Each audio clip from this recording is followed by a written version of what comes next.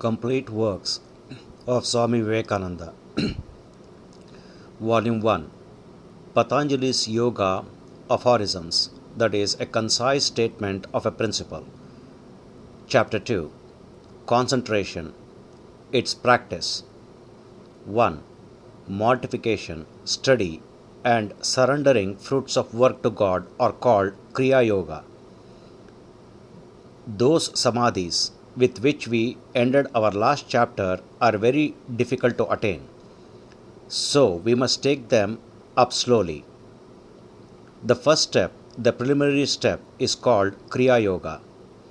Literally, this means work. Working towards yoga. The organs are the horses. The mind is the rein. The intellect is the charioteer. The soul is the rider. And the body is the chariot. The master of the household, the king, the self of man, is sitting in this chariot. If the horses are very strong and do not obey the rein, if the charioteer, the intellect, does not know how to control the horses, then the chariot will come to grief. But if the organs, the horses, are well controlled, and if the rein, the mind, is well held in the hands of the charioteer, the intellect, the chariot reaches the goal. What is meant, therefore, by this mortification? Holding the rein firmly while guiding the body and the organs, not letting them do anything they like, but keeping them both under proper control. Study. What is meant by study in this case? No study of novels or storybooks, but study of those works which teach the liberation of the soul. Then again, this study does not mean controversial studies at all. The yogi is supposed to have finished his period of controversy. He has had enough of that and has become satisfied. He only studies to intensify his convictions. Vada and Siddhanta, these are the two sorts of scriptural knowledge. Vada, the argumentative, and Siddhanta, the decisive. When a man is entirely ignorant, he takes up the first of these, the argumentative fighting, and reasoning pro and con. And when he has finished that, he takes up the Siddhanta, the decisive, arriving at a conclusion. Simply arriving at this conclusion will not do. It must be intensified. Books are infinite in number, and time is short. Therefore, the secret of knowledge is to take what is essential. Take that and try to live up to it. There is an old Indian legend that if you place a cup of milk and water before a Râja-Hamsa, that is swan, he will take all the milk and leave the water. In that way, we should take what is of value in knowledge and leave the dross. Intellectual gymnastics are necessary at first. We must not go blindly into anything. The yogi has passed the argumentative state and has come to a conclusion, which is, like the rocks, immovable. The only thing he now seeks to do is to intensify that conclusion. Do not argue, he says. If one forces arguments upon you, be silent. Do not answer any argument, but go away calmly, because arguments only disturb the mind. The only thing necessary is to train the intellect. What is the use of disturbing it for nothing? The intellect is but a weak instrument and can give us only knowledge limited by the senses. The yogi wants to go beyond the senses. Therefore, intellect is of no use to him. He is certain of this and therefore is silent and does not argue. Every argument throws his mind out of balance, creates a disturbance in the Chitta, and a disturbance is a drawback. Argumentations and searchings of the reasons are only by the way. There are much higher things beyond them. The whole of life is not for schoolboy fights and debating societies.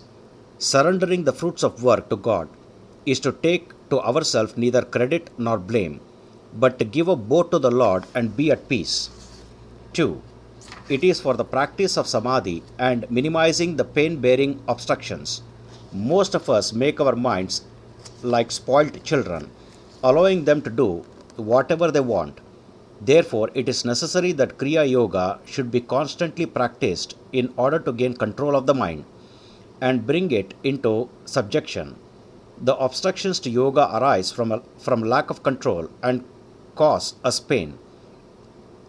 They can only be removed by denying the mind and holding it in check through the means of Kriya-yoga. 3. The pain-bearing obstructions are ignorance, egoism, attachment, aversion, and clinging to life. These are the 5 pains, the 5-fold tie that binds us down, of which ignorance is the cause and the other 4 its effects. It is the only cause of all our misery. What else can make us miserable? The nature of the soul is eternal bliss. What can make it sorrowful except ignorance? Hallucination, delusion. All pain of the soul is simply delusion. 4. Ignorance is the productive field of all these that follow, whether they are dormant, attenuated, overpowered, or expanded. Ignorance is the cause of egoism, attachment, aversion, and clinging to life. These impressions exist in different states. They are sometimes dormant. You often hear the expression, innocent as a baby, yet in the baby may be the state of a demon or of a god,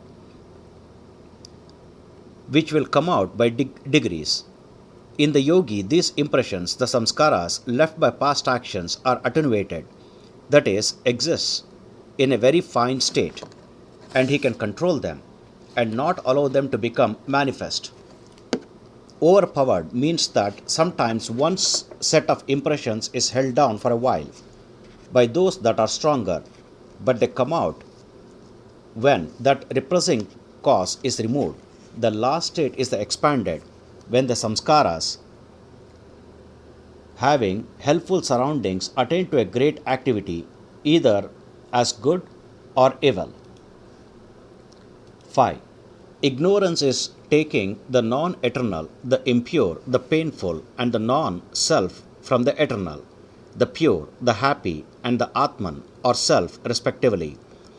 All the different sorts of impressions have one source, ignorance. We have first to learn what ignorance is. All of us think, I am the body, and not the self, the pure, the effulgent, the ever blissful, and that is ignorance. We think of man and see man as body. This is the great delusion. 6. Egoism is the identification of the seer with the instrument of seeing. The seer is really the self, the pure one, the ever holy, the infinite, the immortal. This is the self of man. And what are the instruments? The chitta or mind stuff, the buddhi or determinative faculty, the manas or mind, and the indriyas or sense organs. These are the instruments for him to see the external world, and the identification of the self with the instrument is what is called the ignorance of egoism. We say, I am the mind, I am thought, I am angry, I am happy. How can we be angry and how can we hate? We should identify ourselves with the self that cannot change. If it is unchangeable, how can it be one moment happy and one moment unhappy? It is formless, infinite, omnipresent. What can change it? It is beyond all law. What can affect it? Nothing in the universe can produce an effect on it. Yet, through ignorance, we identify ourselves with the mind stuff and think we feel pleasure or pain. 7.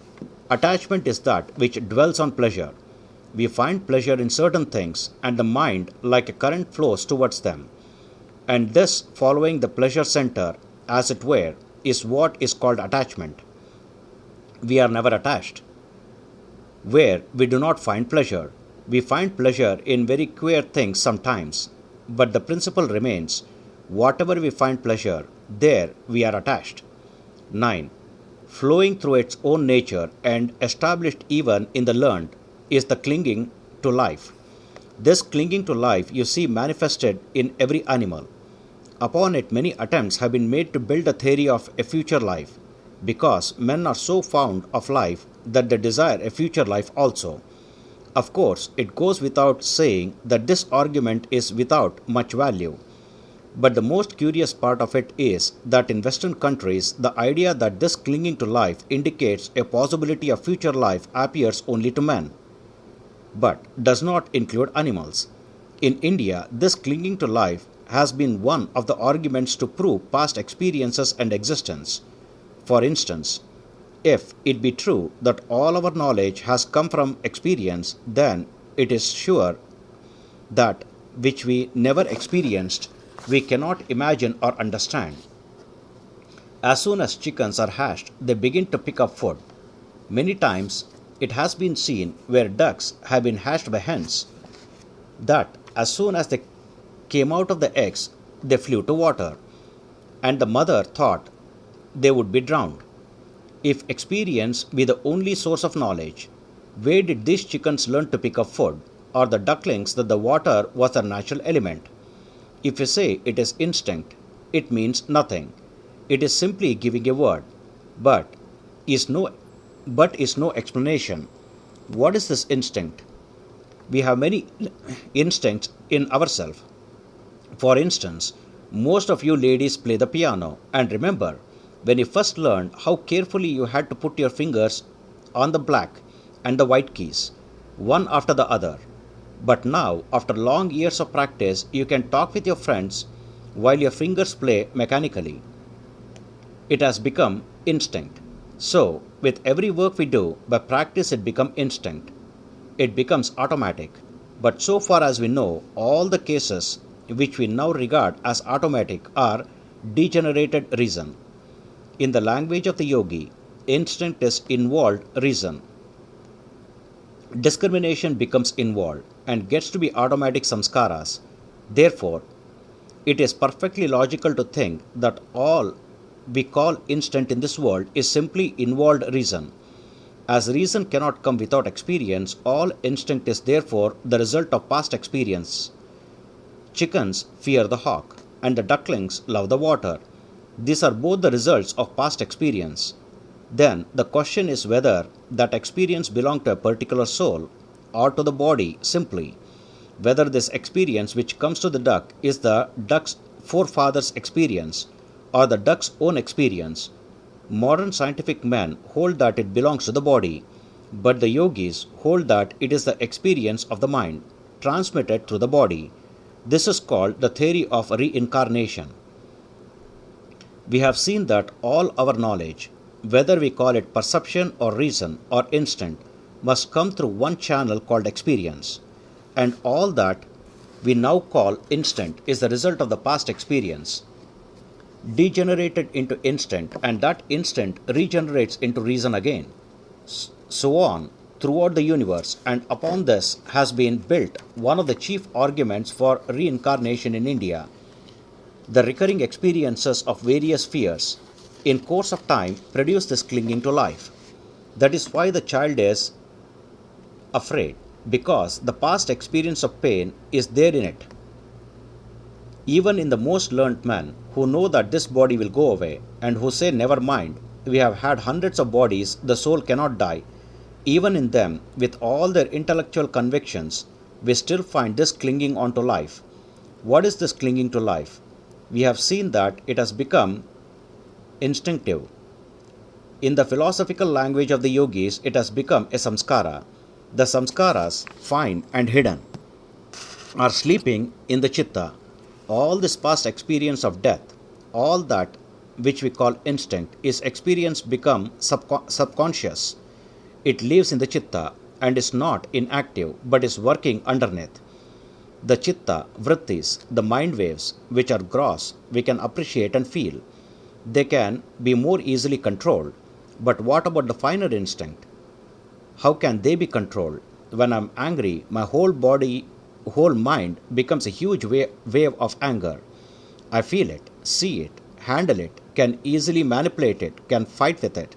But I shall not succeed perfectly in the fight until I get down below to its causes. A man says something very harsh to me, and I begin to feel that I am getting heated, and he goes on till I am perfectly angry and forget myself. I identify myself with anger. When he first began to abuse me, I thought I am going to be angry. Anger was one thing, and I was another. But when I became angry, I was anger. These feelings have to be controlled in the germ, the root, in their fine forms, before even we have become conscious that they are acting on us. With the vast majority of mankind, the fine states of these passions are not even known, the states in which they emerge from subconsciousness. When a bubble is rising from the bottom of the lake, we do not see it, nor even when it is nearly come to the surface. But it is only when it bursts and makes a ripple that we know it is there. We shall only be successful in grappling with the waves when we can get hold of them in their finer causes. And until you can get hold of them and subdue them before they become gross, there is no hope of conquering any passion perfectly. To control our passion, we have to control them at their very roots. Then alone shall we be able to burn out their very seeds. As fried seeds thrown into the ground will never come up, so these passions will never arise. 10.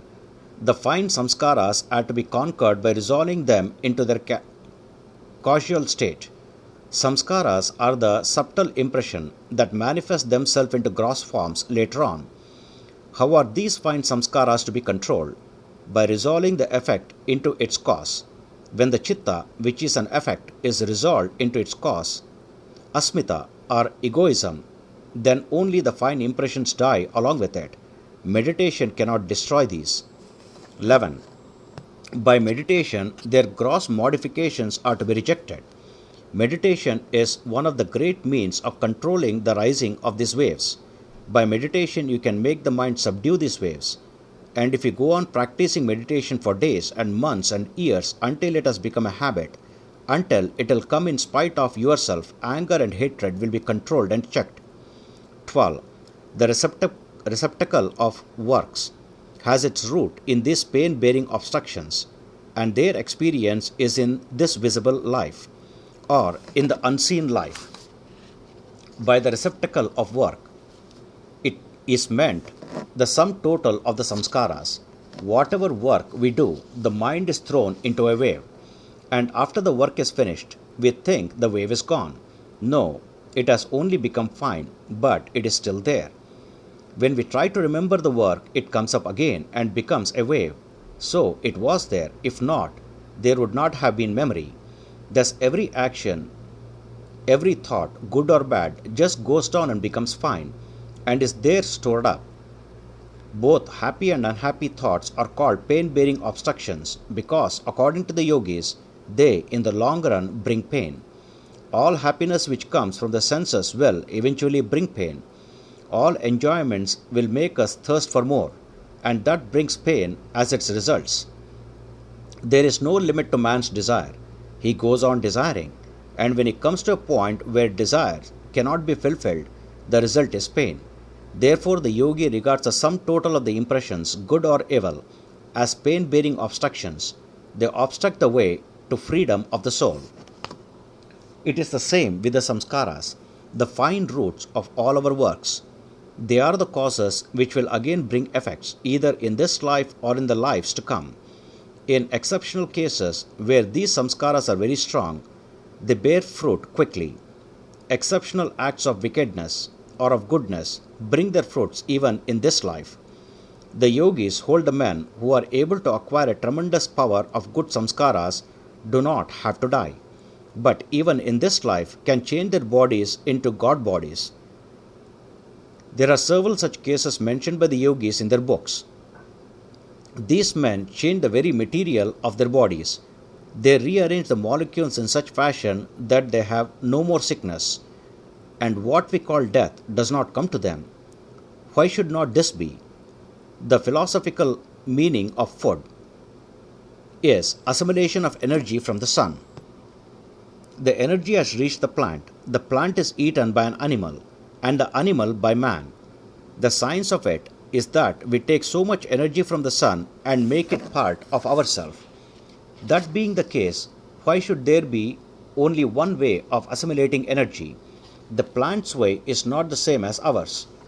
The earth's process of assimilating energy differs from our own. but all assimilate energy in some form or the other. The yogis say that they are able to assimilate energy by the power of the mind alone, that they can draw in as much of it as they desire without recourse to the ordinary methods.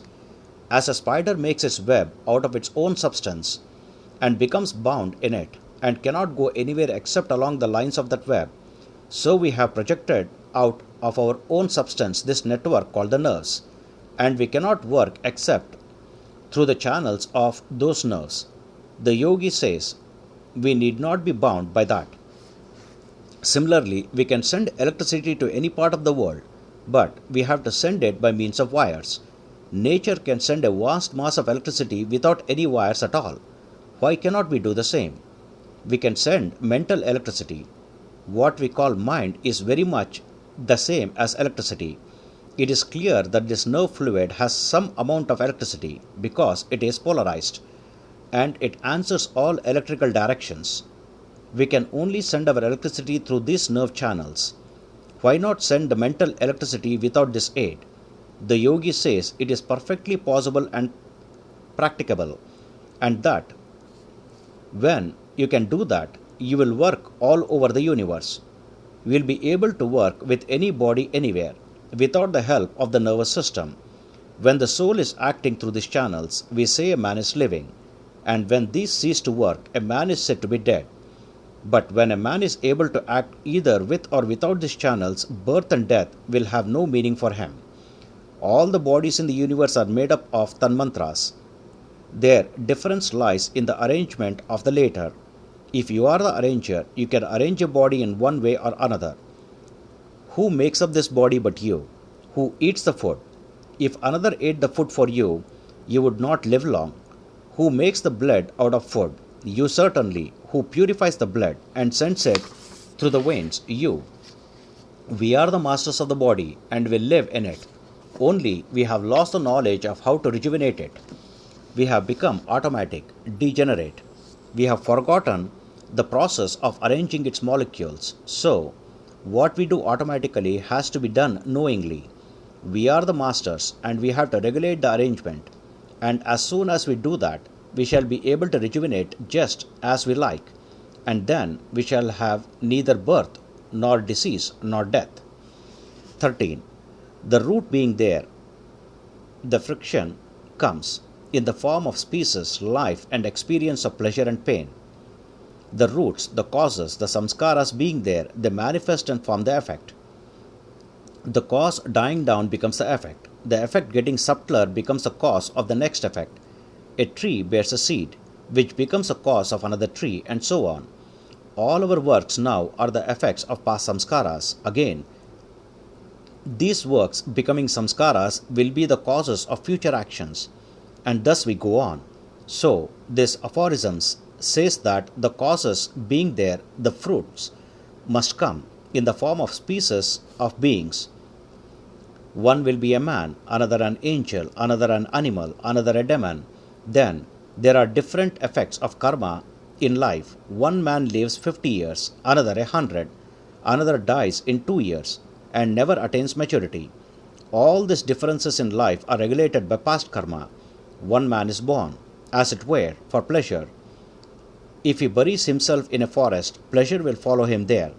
Another man, wherever he goes, is followed by pain. Everything becomes painful for him. It is the result of their own past. According to the philosophy of the yogis, all virtuous actions bring pleasure, and all vicious actions bring pain.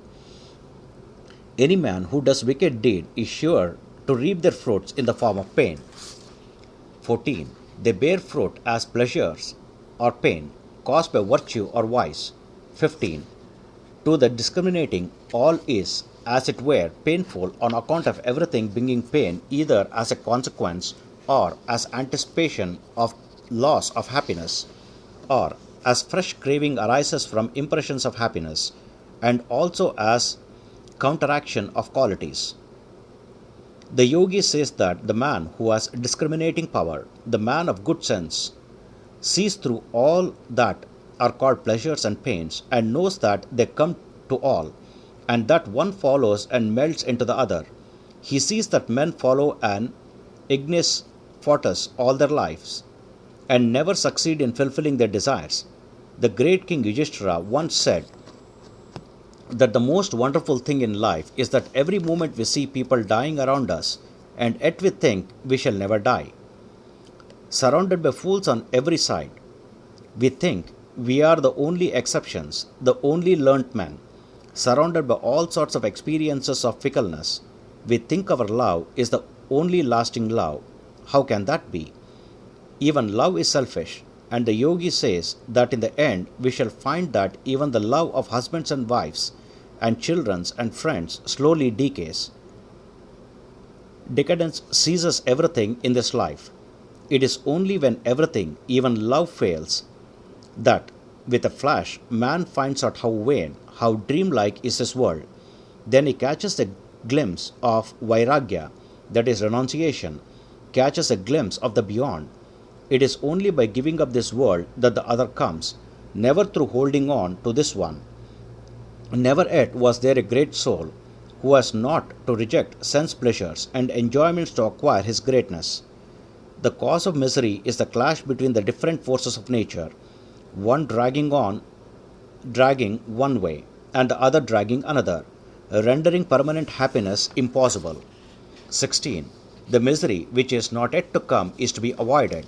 Some karma we have worked out already, some we are working out now in the present, and some are waiting to bear fruit in the future.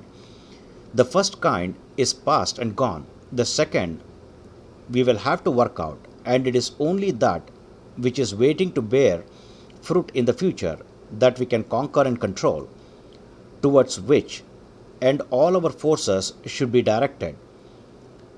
This is what Patanjali means when he says that samskaras are to be controlled by resolving them into their casual state.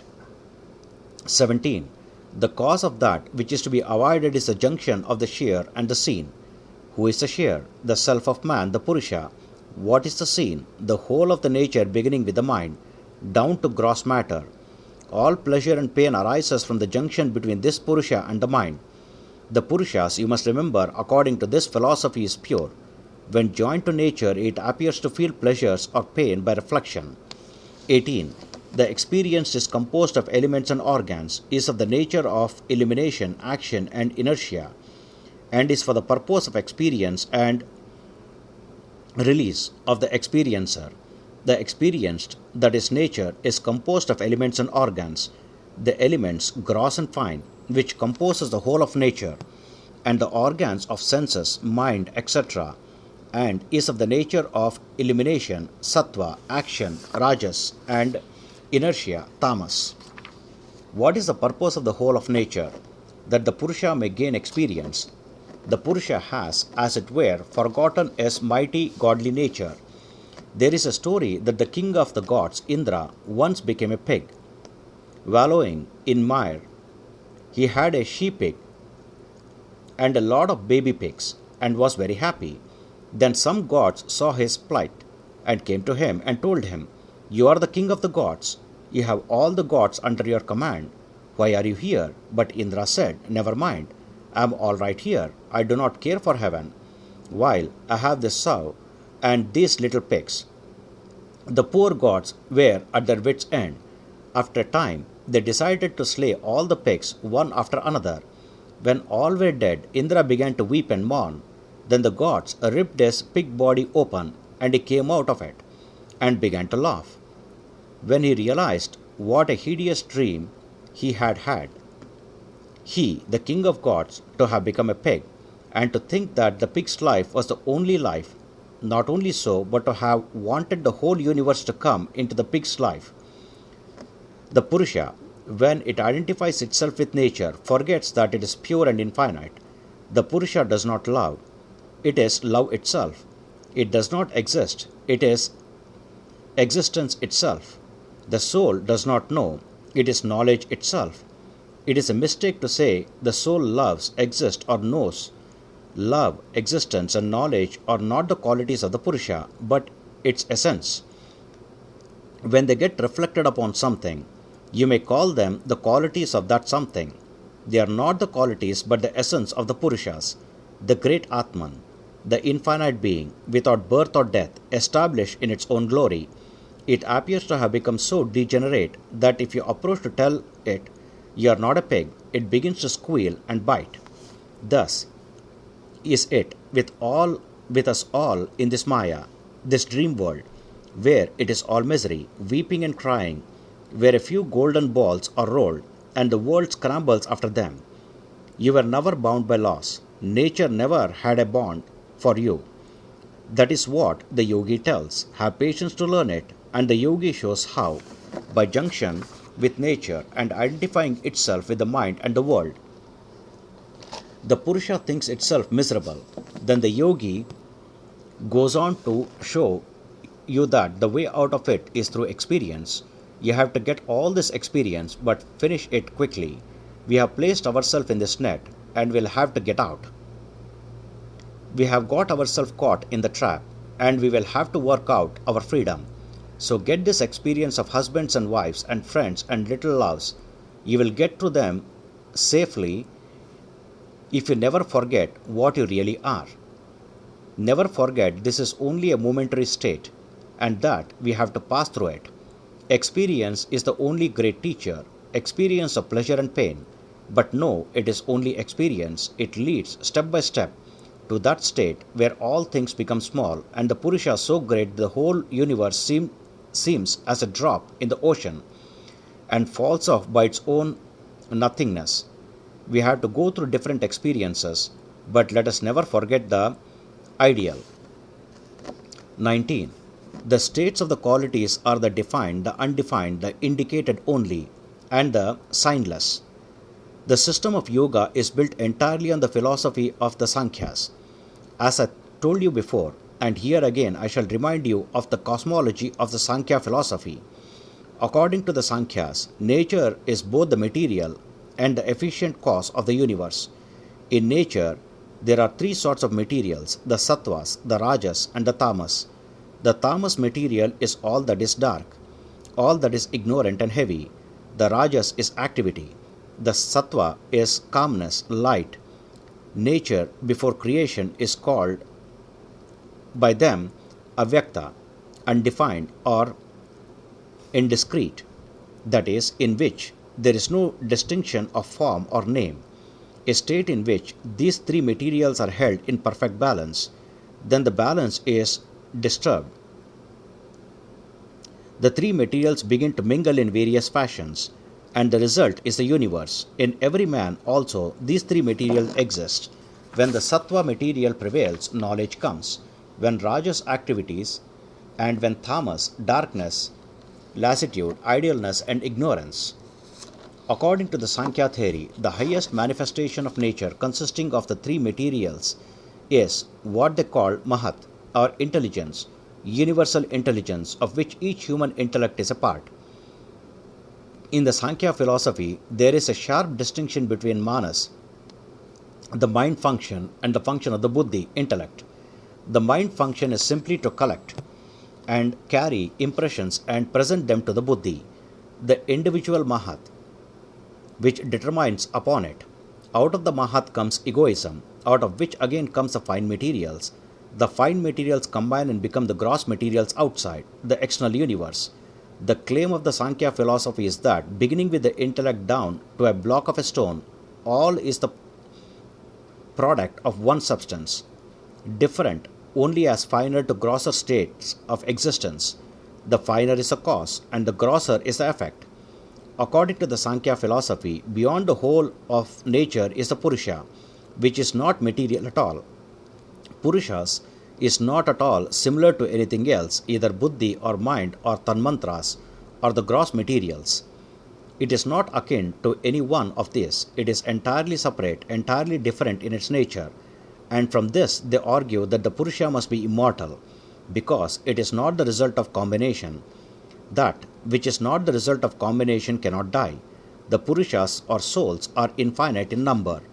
Now we shall understand the aphorisms that the states of the qualities are defined, undefined, indicated only, and signless.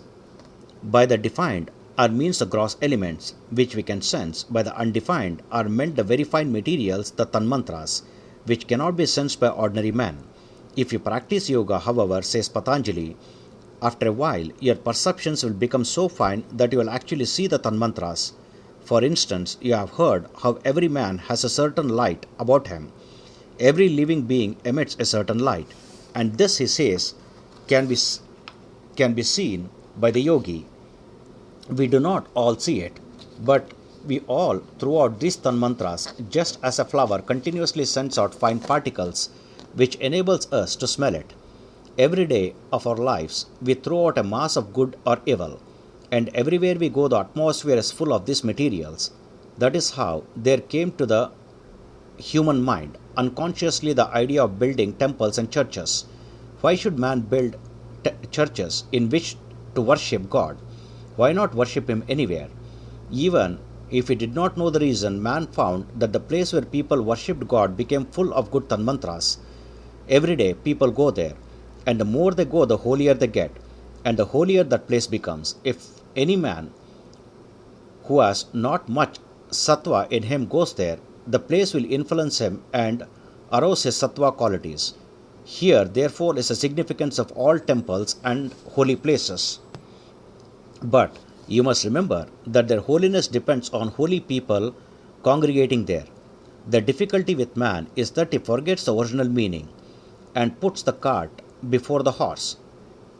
It was men who made these places holy, and then the effect became the cause and made men holy.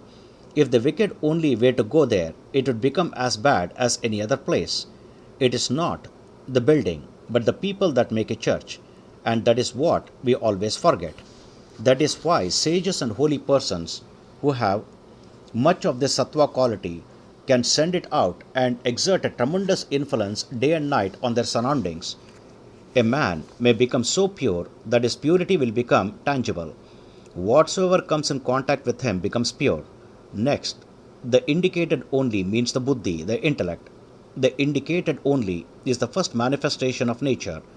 From it, all other manifestations proceed. The last is the signless. There seems to be a great difference between modern science and all religions at this point. Every religion has the idea that the universe comes out of intelligence, the theory of God, taking it in its psychological significance. Apart from all ideas of personality is that intelligence is first in the order of creation, and that out of intelligence comes what we call gross matter. Modern philosophers say that intelligence is the last to come. They say that unintelligent things slowly evolve into animals, and from animals into man. They claim that instead of everything coming out of intelligence, intelligence itself is the last to come. Both the religious and the scientific statements, though seemingly directly opposed to each other, are true. Take an infinite series. The question is, which is first? For example, A or B. If we take the series as A dash B, you will say that A is first. But if we take it as B dash A, you will say that B is first. It depends upon the way we look at it. Intelligence undergoes modifications and becomes a gross matter. This again merges into intelligence, and thus the process goes on. The Sankhyas and other religionists put intelligence first, and the series becomes intelligence, then matter. The scientific man puts his finger on matter and says matter, then intelligence. They both indicate the same chain. Indian philosophy, however, goes beyond intelligence and matter and finds a Purusha or self, which is beyond intelligence, of which intelligence is but the borrowed light. 20. The sheer is intelligence only, and though pure, sees through the coloring of the intellect. This is again Sankhya philosophy. We have seen from the same philosophy that from the lowest form up to the intelligence all is nature. Beyond nature are Purushas, souls, which have no qualities. Then, how does the soul appear to be happy or unhappy? By reflection. If a red flower is put near a piece of a pure crystal, the crystal appears to be red. Similarly, the appearance of happiness or unhappiness of the soul are but reflections. The soul itself has no coloring. The soul is separate from nature. Nature is one thing, soul another, eternally separate. The Sankhya say that intelligence is a compound. that it grows and wanes, that it changes just as the body changes, and that its nature is nearly the same as that of the body. As a fingernail is to the body, so is the body to intelligence. The nail is a part of the body, but it can be pared off hundreds of times, and the body will still last. Similarly, the intelligence lasts eons. While this body can be pared off, thrown off, yet intelligence cannot be immortal because it changes, growing and waning. Anything that changes cannot be immortal. Certainly, intelligence is manufactured, and that very fact shows us that there must be something beyond that. It cannot be free. Everything connected with matter is in nature, and therefore bound forever. Who is free? The free must certainly be beyond cause and effect. If you say that the idea of freedom is a delusion, I shall say that the idea of bondage is also a delusion. Two facts come into our consciousness and stand or fall with each other. These are our notions of bondage and freedom. If we want to go through a wall and our head bumps against the wall, we see we are limited by that wall. At the same time, we find a willpower and think we can direct our will everywhere. At every step, these contradictory ideas come to us. We have to believe that we are free, yet at every moment we find we are not free. If one idea is a delusion, the other is also a delusion, and if one is true, the other is also is true, because both stand upon the same basis, consciousness. The yogi says both are true, that we are bound so far as intelligence goes, that we are free so far as the soul is concerned. It is the real nature of man, the soul, the Purusha, which is beyond all laws of causation. Its freedom is percolating through layers of matter in various forms, intelligence, mind, etc. It is its light which is shining through all. Intelligence has no light of its own. Each organ has a particular center in the brain. It is not that all the organs have one center. Each organ is separate. Why do all perceptions harmonize? Where do they get their unity? If it were in the brain, it would be necessary for all the organs, the eyes, the nose, the ears, etc., to have one center only. While we know for certain that there are different centers for each, both a man can see and hear at the same time, so a unity must be there at the back of intelligence. Intelligence is connected with the brain, but behind intelligence even stands the Purusha, the unit, where all different sensations and perceptions join and become one. The soul itself is the center where all the different perceptions converge and becomes unified. That soul is free, and it is its freedom that tells you every moment that you are free. But you mistake and mingle that freedom every moment with intelligence and mind. You try to attribute that freedom to the intelligence and immediately find that intelligence is not free. You attribute that freedom to the body, and immediately nature tells you that you are again mistaken. That is why there is this mingled sense of freedom and bondage at the same time. The yogi analyzes both what is free and what is bound, and his ignorance vanishes. He finds that the Purusha is free, is the essence of that knowledge which, coming to the buddhi, becomes intelligence, and as such is bound. 21. The nature of the experienced is for him. Nature has no light of its own. As long as the Purusha is present in it, it appears as light, but the light is borrowed, just as the moon's light is reflected. According to the yogis, all the manifestation of nature are caused by nature itself, but nature has no purpose in view except to free the Purusha. 22. Though destroyed for him, whose goal has been gained, yet it is not destroyed, being common to others. The whole activity of nature is to make the soul know that it is entirely separate from nature. When the soul knows this, nature has no more attractions for it. But the whole nature vanishes only for that man who has become free. There will always remain an infinite number of others from whom nature will go on working. 23. Junction is the cause of realization of the nature of both the powers, the experienced and its Lord. According to this aphorism, both the powers of soul and nature become manifest when they are in conjunction. then all manifestations are thrown out. Ignorance is the cause of this conjunction. We see every day that the cause of our pain or pleasure is always our joining ourselves with the body. If I were perfectly certain that I am not this body, I should take no notice of heat and cold or anything of that kind. This body is a combination. It is only a fiction to say that I have one body, you another, and the sun another. The whole universe is one ocean of matter, and you are the name of a little particle, and I of another, and the sun of another. We know that this matter is continuously changing. What is forming the sun one day, the next day may form the matter of our bodies. 24. Ignorance is its cause. Through ignorance we have joined ourselves with a particular body, and thus opened ourselves to misery. This idea of body is a simple superstition. It is superstition that makes us happy or unhappy. It is superstition caused by ignorance that makes us feel heat and cold, pain and pleasures.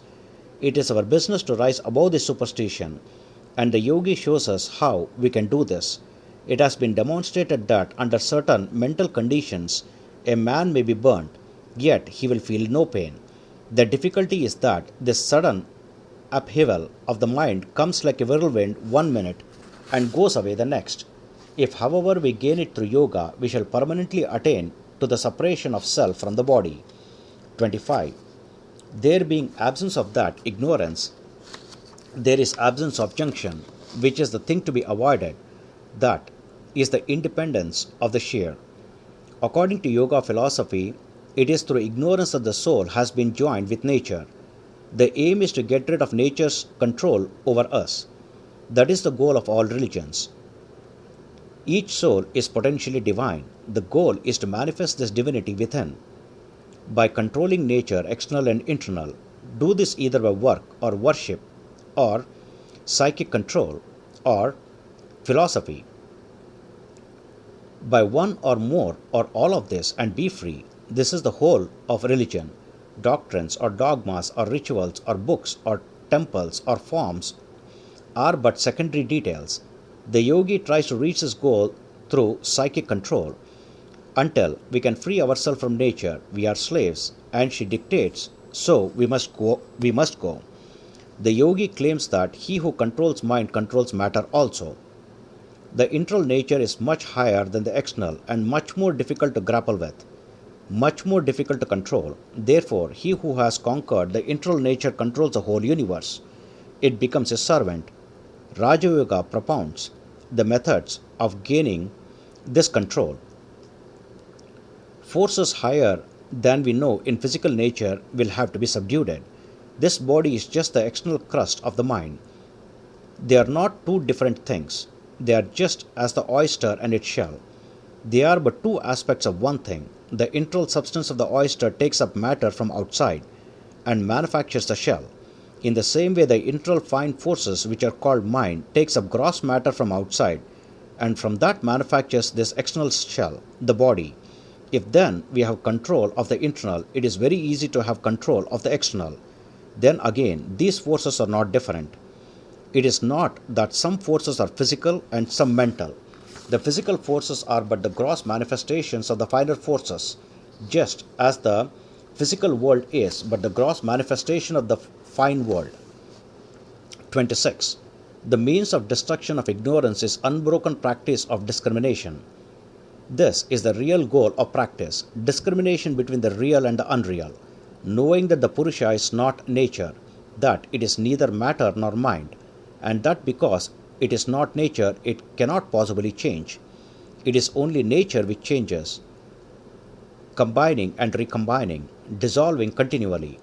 When through constant practice we begin to discriminate, ignorance will vanish, and the Purusha will begin to shine in its real nature, omniscient, omnipotent, and omnipresent. 27. His knowledge is of the sevenfold highest ground. When this knowledge comes, it will come, as it were, in 7 grades, one after the other, and when one of these begins, we know that we are getting knowledge. The first to appear will be that we have known what is to be known. The mind will cease to be dissatisfied. While we are aware of thirsting after knowledge, we begin to seek here and there. Wherever we think we can get some truth, and failing to find it, we become dissatisfied and seek in a fresh direction. All search is vain until we begin to perceive that knowledge is within ourselves, that no one can help us, that we must help ourselves. When we begin to practice the power of discrimination, the first sign that we are getting near truth will be that the dissatisfied state will vanish. We shall feel quite sure that we have found the truth, and that it cannot be anything else but the truth. Then we may know that the sun is rising, that the morning is breaking for us, and taking courage we must persevere until the goal is reached. The second grade will be the absence of all the pains. It will be impossible for anything in the universe, external or internal, to give us pain. The third will be the attainment of full knowledge. Omniscience will be ours. The fourth will be the attainment of the end of all duties through discrimination. Next will come what is called freedom of the Chitta. We shall realize that all difficulties and struggles, all vacillations of the mind have fallen down, just as a stone rolls from the mountain top into the valley and never comes up again. The next will be that the Chitta itself will realize that it melt away into the causes whenever we so desire. Lastly, we shall find that we are established in ourselves, that we have been alone throughout the universe. Neither body nor mind was ever related, much less joined to us. They were working their own way, and we, through ignorance, joined ourselves to them. But we have been alone, omnipotent, omnipresent, ever blessed. Our own self was so pure and perfect that we require none else. We require none else to make us happy, for we are happiness itself. We shall find that this knowledge does not depend on anything else. Throughout the universe, there can be nothing that will not become effulgent before our knowledge. This will be the last state, and the yogi will become peaceful and calm, never to feel any more pain, never to be again deluded, never to be touched by misery. He will know he is ever blessed, ever perfect, almighty. 28. By the practice of the different parts of the yoga, the impurities being destroyed, knowledge becomes effulgent up to discrimination. Now comes the practical knowledge. What we have just been speaking about is much higher. It is always above our heads. But it is the ideal. It is first necessary to obtain physical and mental control. Then the realization will come steady in that ideal. The ideal being known, what remains is to practice the method of reaching it. 29. Yama, Niyama, Asana, Pranayama, Pratyahara, Dharana, Dhyana, and Samâdhi are the 8 limbs of yoga. 30. Non-killing, truthfulness, non-stealing, continence, and nor receiving are called yamas. A man who wants to be a perfect yogi must give up the sex idea. The soul has no sex. Why should it degrade itself with sex ideas? Later on we shall understand better why these ideas must be given up. The mind of the man who receives gifts is acted on by the mind of the giver, so the receiver is likely to become degenerated.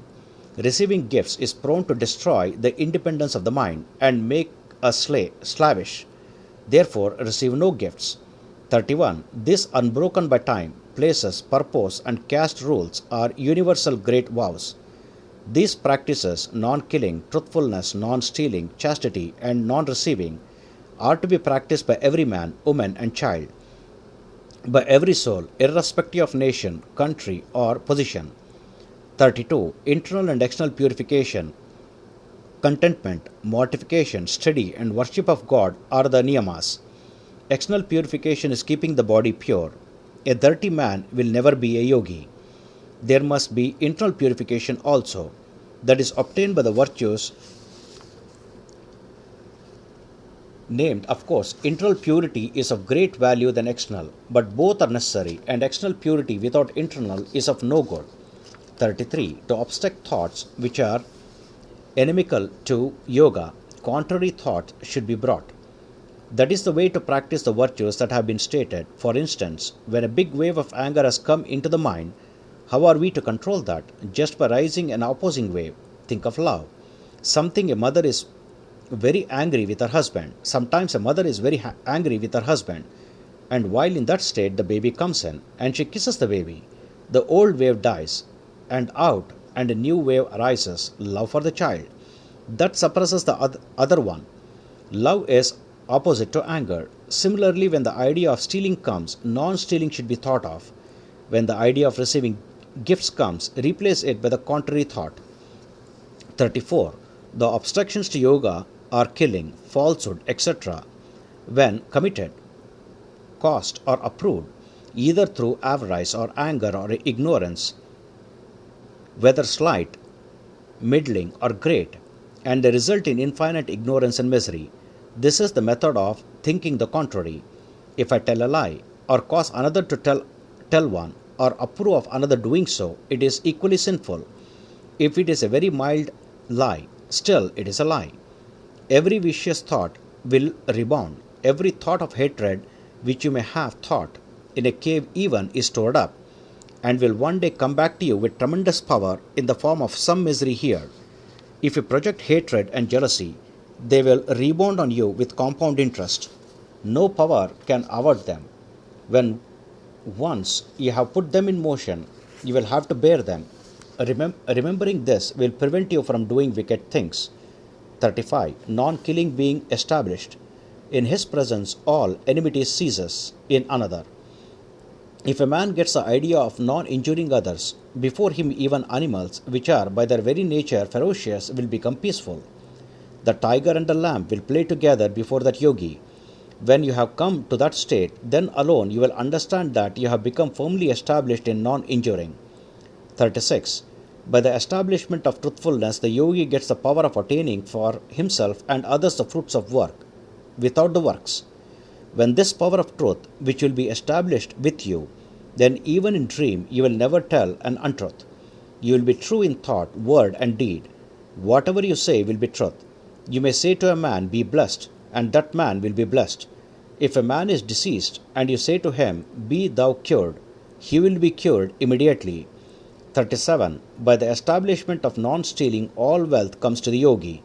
The more you fly from nature, the more she follows you, and if you do not care for her at all, she becomes your slave. 38. By the establishment of continence, energy is gained. The chaste brain has tremendous energy and gigantic willpower.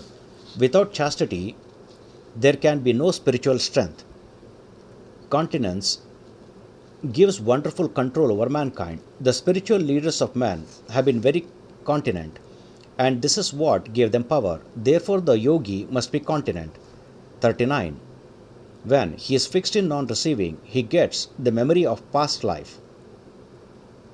When a man does not receive presents, he does not become beholden to others, but remain independent and free.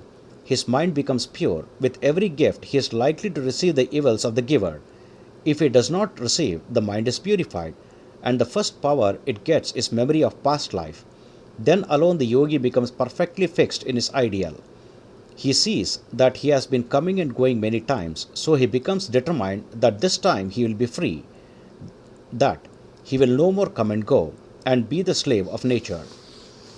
40. Internal and external cleanliness being established, there arises disgust for one's own body and non-intercourse with others.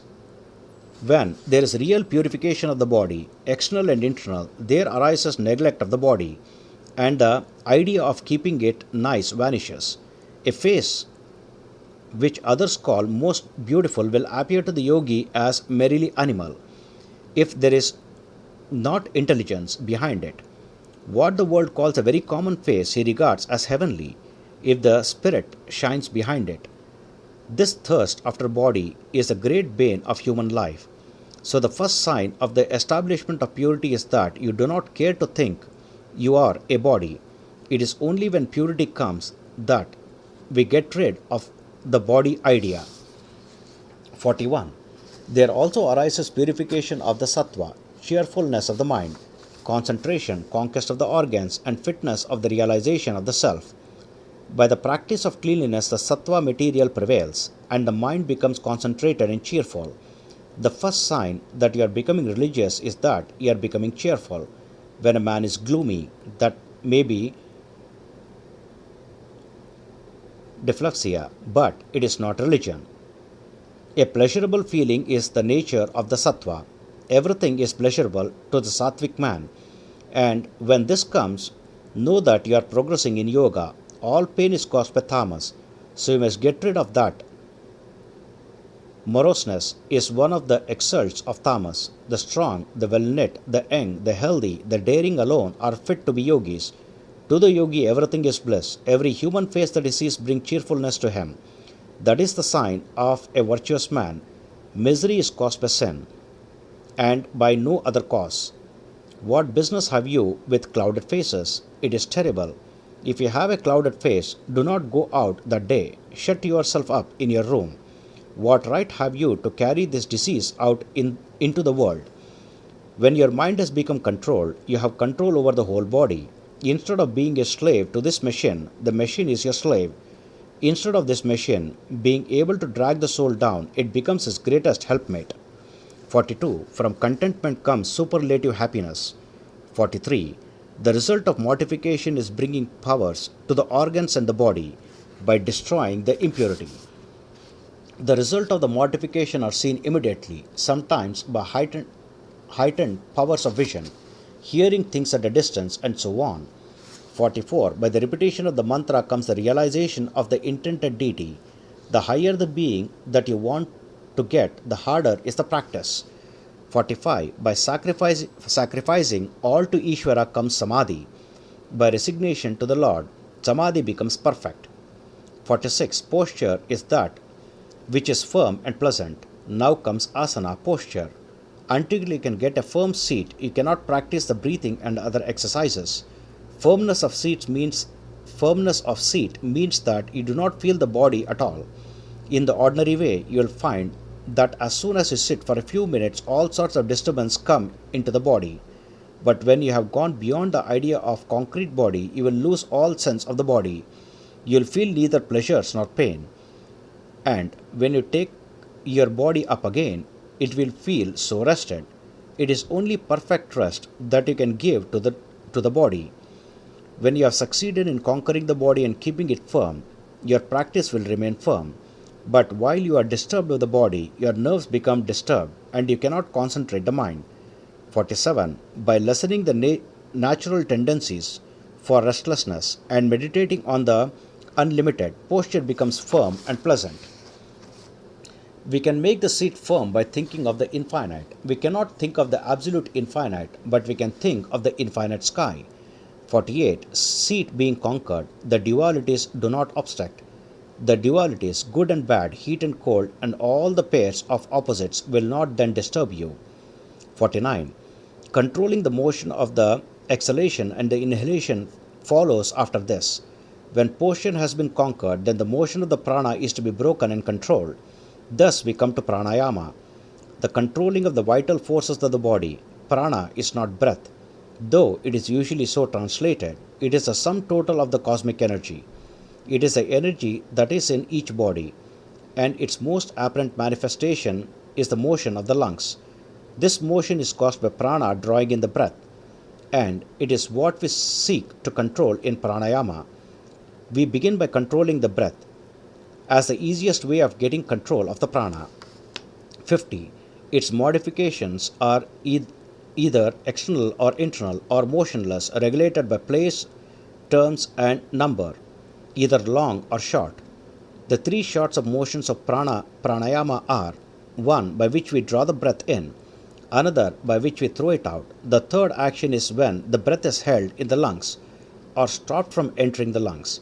These again are varied by place and time. By place is meant that prana is held to some particular part of the body. By time is meant how long the prana should be confined to a certain place. And so we are told how many seconds to keep one motion and how many seconds to keep another. The result of this pranayama is udghata, awakening the kundalini. 51. The fourth is restraining the prana by reflecting on external or internal object. This is the fourth sort of pranayama, in which the kumbhaka is brought about by long practice attended with reflection, which is absent in the other three. 52. From that, the covering to the light of the chitta is attenuated. The chitta has by its own nature all knowledge. It is made of sattva particles. but is covered by rajas and tamas particles, and by pranayama, this covering is removed. 53. The mind becomes fit for dharana.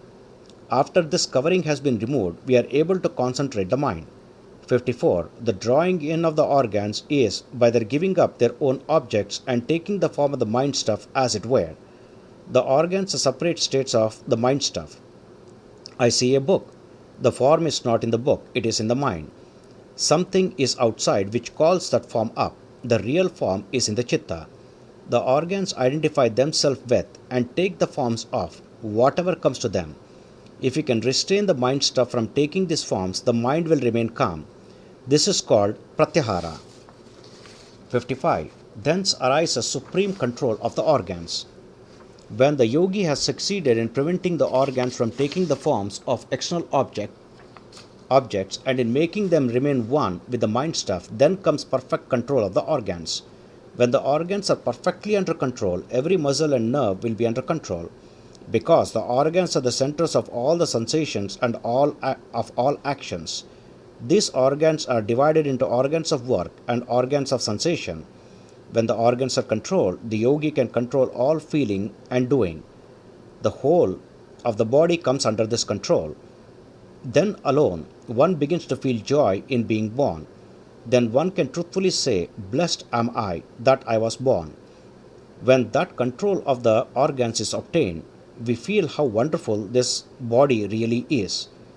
Here ends the chapter 2 of Patanjali's Yoga Aphorisms. Concentration, its practice. Om Tat Sat. Om Sri Krishnarpanamastu.